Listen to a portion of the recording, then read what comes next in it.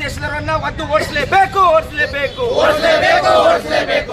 ಅಕ್ರಮ ಬಾಂಗ್ಲಾದೇಶಿಗರನ್ನ ಒದ್ದು ಓಡಿಸಲೇಬೇಕು. ಮಾಹಿತಿ ಇದ್ದರೂ ಕೂಡ ಪೊಲೀಸ್ ಇಲಾಖೆ ಕಣ್ಣು ಮುಚ್ಚಿಕೊಂಡಿರುವುದು ಧಿಕ್ಕಾರ. ಮಾಹಿತಿ ಇದ್ದರೂ ಕೂಡ ಪೊಲೀಸ್ ಇಲಾಖೆ ಕಣ್ಣು ಮುಚ್ಚಿಕೊಳ್ಳುತ್ತಿರುವುದಕ್ಕೆ ಧಿಕ್ಕಾರ. ಅಕ್ರಮ ಬಾಂಗ್ಲಾದೇಶದವರು ಒದ್ದು ಓಡಿಸಲೇಬೇಕು. ಅಕ್ರಮ ಬಾಂಗ್ಲಾದೇಶದವರನ್ನು ಒದ್ದು ಓಡಿಸಲೇಬೇಕು. ಭಾರತ್ ಮಾತಾ ಕಿ ನಿನ್ನೆ ನಡೆದಂತ ಕಲಬುರಗಿಯಲ್ಲಿ ನಡೆದಂತ ಒಂದು ವಿಚಾರ ಏನಪ್ಪಾ ಅಂದ್ರ ಯುಪಿನಿಂದ ಇಲ್ಲಿ ಬಂದು ಇಲ್ಲಿ ತಾವರೆಗೆರೆ ಕ್ರಾಸ್ನಲ್ಲಿರುವ ಅಕ್ರಮ ಏನು ಕಸಾಯಿಖಾನೆ ಅದ ಅಲ್ಲಿ ಕೆಲಸ ಮಾಡಕತ್ತೆ ಅಂತ ಒಬ್ಬ ಯುವಕ ಏನು ಇವತ್ತಿನ ದಿವಸ ಅವನು ಡೈರೆಕ್ಟ್ ಆಗಿ ಪಾಕಿಸ್ತಾನ ಜೊತೆ ನಂಟು ಇಟ್ಕೊಂಡಿದ್ದ ಅಂತೇಳಿ ನಿನ್ನೆ ನಾವು ಎಲ್ಲ ಮಾಧ್ಯಮದಲ್ಲಿ ನೋಡಿದ್ದೀವಿ. ಅದೇ ರೀತಿಯಾಗಿ ಡೆಲ್ಲಿನಿಂದ NIA ಟೀಮ್ ಕೂಡ ಬಂದು ಇದನ್ನ ಪರಿಶೀಲನೆ ಮಾಡ್ಲಾಗ್ತದ. ಆದ್ರೆ ಇವತ್ತಿನ ದಿವಸ ಇಲ್ಲಿರುವಂತ ನಮ್ಮ ಪೊಲೀಸ್ ಅಧಿಕಾರಿಗಳು ಯಾವುದೇ ಒಂದು ಕ್ರಮ ಕೈಗೊಳ್ತಾ ಇಲ್ಲ. ಇವತ್ತಿನ ದಿವಸ ಬೇಸರದ ವಿಷಯ ಇದು. ಯಾಕಪ್ಪ ಅಂದ್ರ ನಾವು ಕೂಡ 3 ತಿಂಗಳ ಹಿಂದೆ ಇಂಟೆಲಿಜೆನ್ಸಿ ಮಾಹಿತಿ ಕೊಟ್ಟಿವಿ. ಏನಪ್ಪಾ ಅಂದ್ರೆ ಕಲಬುರಗಿ ನಗರದಲ್ಲಿ ಅಕ್ರಮವಾಗಿ ಬಾಂಗ್ಲಾದೇಶದ ವಲಸಿಗರು ಬಂದು ಇಲ್ಲಿ ಠಿಕಾಣಿ ಹೊಡ್ಯಾರ, ಇಲ್ಲೇ ಕೆಲಸ ಮಾಡ್ಲತ್ತಾರ, ಇಲ್ಲಿ ದೇಶದ್ರೋಹ ಕೆಲಸ ಮಾಡ್ಲತ್ತಾರ. ಇಂಥದೆಲ್ಲ ಡೀಟೇಲ್ ಕೊಟ್ಟರು ಕೂಡ ಇನ್ನೂವರೆಗೂ ಒಬ್ಬನು ಏನು ಬಾಂಗ್ಲಾದೇಶ ಹಿಡ್ಲಿಕ್ಕೆ ತಯಾರಿಲ್ಲ.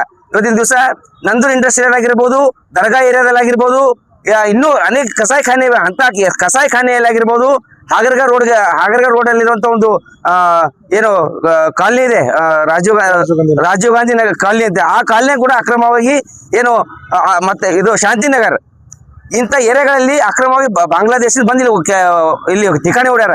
ಇದೆಲ್ಲ ಮಾಹಿತಿ ಕೊಟ್ಟರು ಕೂಡ ಇಲ್ಲಿ ಇಂಟೆಲಿಜೆನ್ಸಿ ಹಾಗೂ ಇಲ್ಲಿ ಪೊಲೀಸರು ಸಂಪೂರ್ಣ ವಿಫಲವಾಗ್ಯಾರ.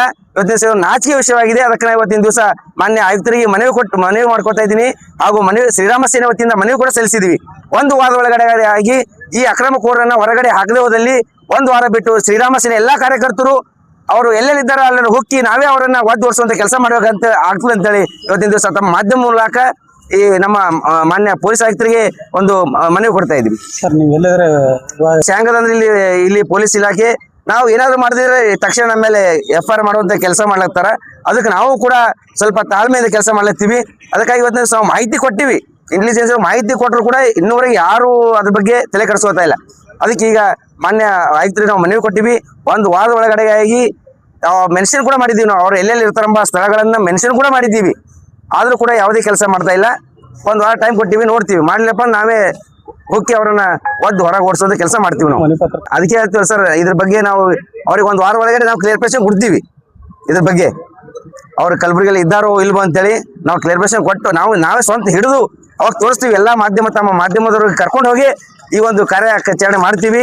ಇಲ್ಲಿರುವಂತಹ ಅಕ್ರಮಕೋರು ದೇಶದ್ರೋಹಿಗಳನ್ನ ಹೊರತರುವಂತ ಕೆಲಸ ಶ್ರೀರಾಮ ಸೇನೆ ಮಾಡುತ್ತೆ ಅಂತೇಳಿ ಈ ಮೂಲಕ ಮಾಧ್ಯಮಕ್ಕೆ ತಿಳಿಸ್ತಾ ಇದ್ದೀವಿ ಸರ್. ದೇಶದವರನ್ನ ಒದ್ದು ಓಡಿಸಲೇಬೇಕು. ಅಕ್ರಮ ಬಾಂಗ್ಲಾದೇಶಿಗರನ್ನ ಒದ್ದು ಓಡಿಸಲೇಬೇಕು. ಮಾಹಿತಿ ಇದ್ದರೂ ಕೂಡ ಪೊಲೀಸ್ ಇಲಾಖೆ ಕಣ್ಣು ಮುಚ್ಚಿಕೊಂಡಿರುವುದು ಧಿಕ್ಕಾರ. ಮಾಹಿತಿ ಇದ್ದರೂ ಕೂಡ ಪೊಲೀಸ್ ಇಲಾಖೆ ಕಣ್ಣು ಮುಚ್ಚಿಕೊಳ್ಳುತ್ತಿರುವುದಕ್ಕೆ ಧಿಕ್ಕಾರ. ಅಕ್ರಮ ಬಾಂಗ್ಲಾದೇಶದವರು ಒದ್ದು ಓಡಿಸಲೇಬೇಕು. ಅಕ್ರಮ ಬಾಂಗ್ಲಾದೇಶದವರನ್ನು ಒದ್ದು ಓಡಿಸಲೇಬೇಕು. ಭಾರತ್ ಮಾತಾ ಕಿ